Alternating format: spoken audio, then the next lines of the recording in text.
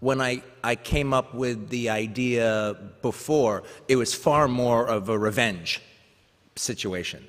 I wanted him to, I wanted Django to have a complete scorch the earth policy as far as that was concerned. But that was before I actually had a story. That was just an idea. And my ideas just kind of sit a little bit in the incubator, just waiting for the right time to take them out.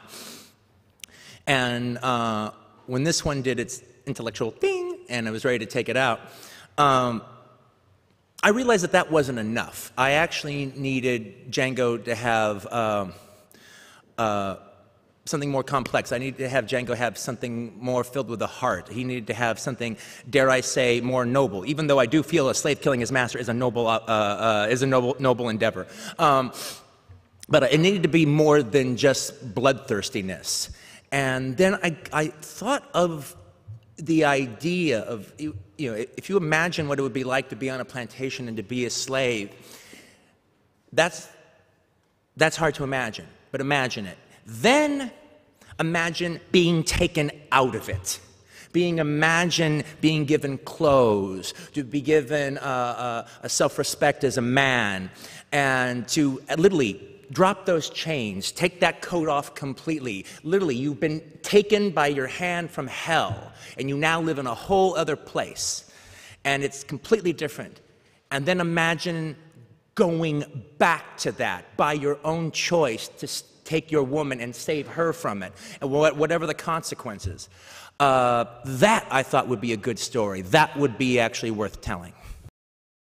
We were shooting in a place called Evergreen Plantation for a large portion of the film, which was, and it is an archaeological site that was a working plantation in the South. And it actually, I think, really served us all creatively to be in that spot, because it was sacred ground. So when we were there, you really had a sense of the level of responsibility that we had to tell the story in as honest a way possible, honest emotionally.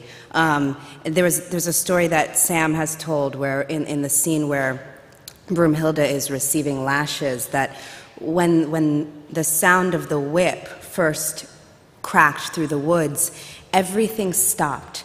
You know, before that there were birds chirping and crickets and butterflies and there was the woods, the nature, but when everything heard that sound, all of nature stopped, almost like, oh God, please don't send us back there 200 years ago. Don't put us back, don't put us back in that awful memory.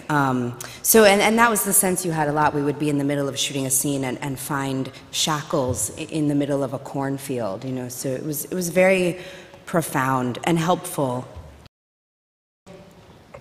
I didn't have a lot of thought about it. I said what I had to say about it when I read it and said, oh, so you waited 15 years to write this and I'm too old to do it. But well, by the time I read Stephen, I was convinced that once again he found some secret gem that I had an opportunity to go inside and create a character that would be, I guess, totally memorable as well as despicable, as Quentin and I described him, the most despicable Negro in cinematic history. And that's a challenge that, you know, you need to meet, and you need to meet head on. And I embraced it, and I enjoyed it, and I'm very appreciative of the opportunity to have presented a character like that to the viewing public.